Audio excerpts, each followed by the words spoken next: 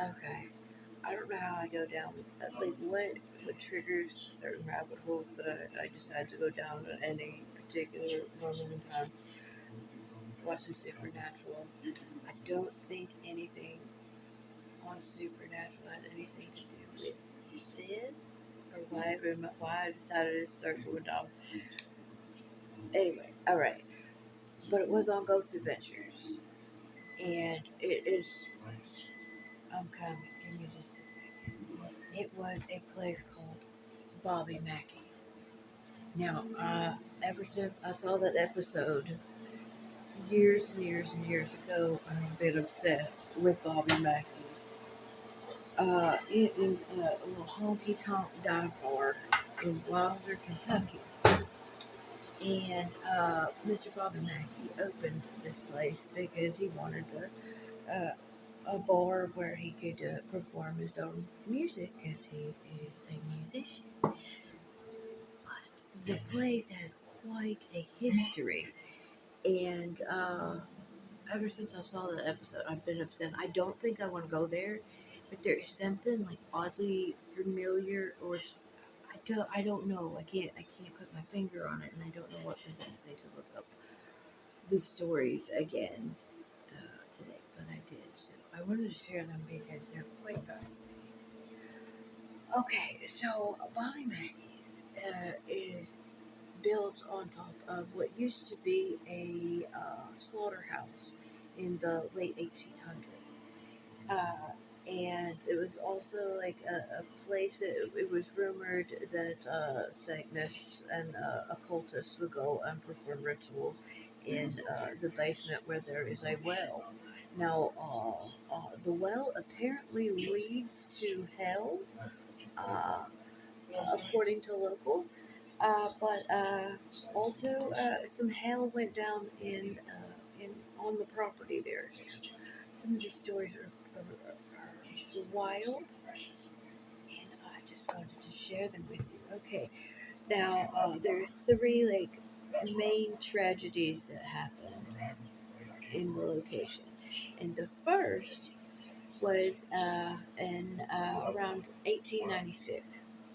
There was a woman named Pearl Bryant, and it was a very religious community, and she'd been fooling around with her boyfriend William Wood, and she became pregnant. Now she didn't want the community to find out, and certainly not her family. So she told William about it, and William decided to try to set her up with an abortion. He knew a guy named Scott Jackson who was a dental student.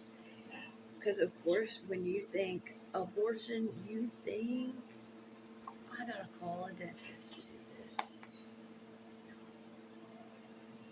No, don't.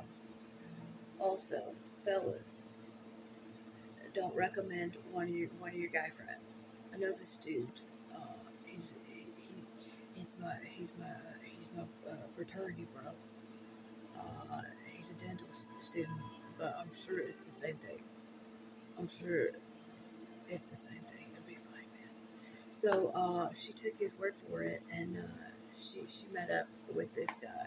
Now this guy had a friend with him named Alonzo Walling, and on February 1st, she met up with these two fellas after she told everybody she was going somewhere else, but she went to Indianapolis, and at the time she was 5 months pregnant. Now these two jokers, who didn't know what the fuck they were doing, first tried all different kinds of things. They tried overdosing her with cocaine, because that was in everything at the time. Which let's get rid of these forever chemicals, and how about we put cocaine in everything again?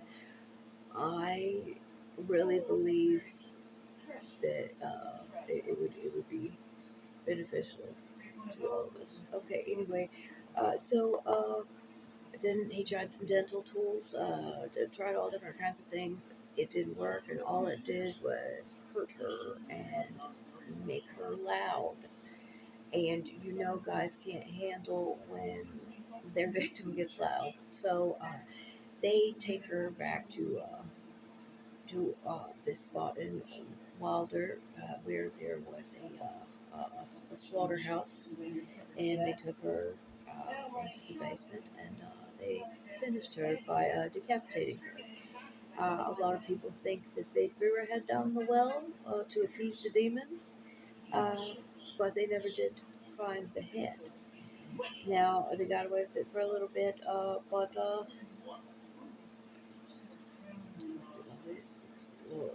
goes around, comes back around. Love told you, yeah. Somebody told somebody that's what happened and how they got caught. So they brought old William Wood in, and he testified against the two of them. Turns out Scott Jackson was he was dipping his twinkle toes into some Satanism. So, but it was also said that when he was taken to the gallows, they tried to find out where the head was one last time, and he told them, "Go fuck yourselves. I'm going to haunt this place forever." And apparently he did.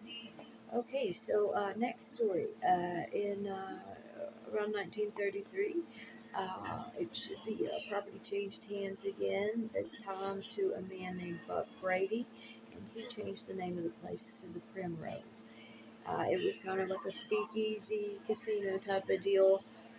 Anyway, there was this mobster that liked to frequent the place, and he was kind of a douche canoe. His name was Red Masterson. Now, Red decided, I don't work here and I have no affiliation to this establishment, but you should pay me. I just stop here and drink, but you should start paying me. So, he brought up that he, you know, he, uh, he threw that out there, and Buck was like, no, man, go fuck yourself. This is my place. And that didn't work for Red, because he's a mobster, and he so apparently he just kept on and kept on until Buck was like, all right, enough, that, and he shot him. And I guess Red survived, and Buck did not survive the financial repercussions of shooting a customer. So he ended up selling it in 1946 or so. All right, so this next one, I believe her ghost actually showed up on the episode of Ghost Adventures. You said that. I'm telling you, I still there's a part of me that wants to go to this place so bad, and then there's a part of me that's like, I've had enough Satan for one lifetime. I don't think I will. All right, so the last story is about Johanna and her lover. And this happened in roughly the 1950s. So this man bought the bar and turned it into like a nightclub called the Latin Quarter. They don't know really much about this man, but he had a daughter named Johanna, and apparently she was just beautiful, just the bee's knees. And her father knew that, and he also knew men. And he was like, "Listen, girl, no, you keep away from the boys," and that always works. Especially like those classes like they teach in the Bible Belt. Like it's okay. They're not like a sexual health or anything. It's called sex respect, and what it basically is they tell you no, don't do it. You're not supposed to do it. And what do kids do? The opposite of that. What? You don't want me to do that? I'm going to do it anyway. I'm going to try that because you said it was bad, and that sounds like fun. And then, so that's basically what happened in this situation. Joanna was like, okay, Dad, and he hired this singer, and you know, what are you gonna do? So, so Joanna and this dude started a little, one thing on the side. They were trying to keep it on the DL. Nobody's gotta know, except she got pregnant. And they got really scared because her dad was a scary dude.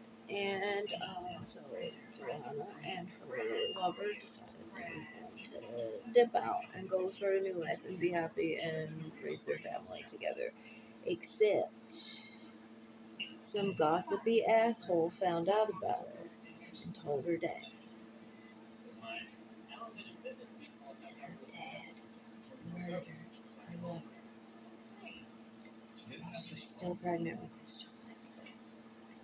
And she was so heartbroken and grief stricken that she poisoned her father and then ended her own life in the basement next to the well, which they think contained poor Brian's hair. And now it is a honky tonk bar and grill filled with demons and ghosts.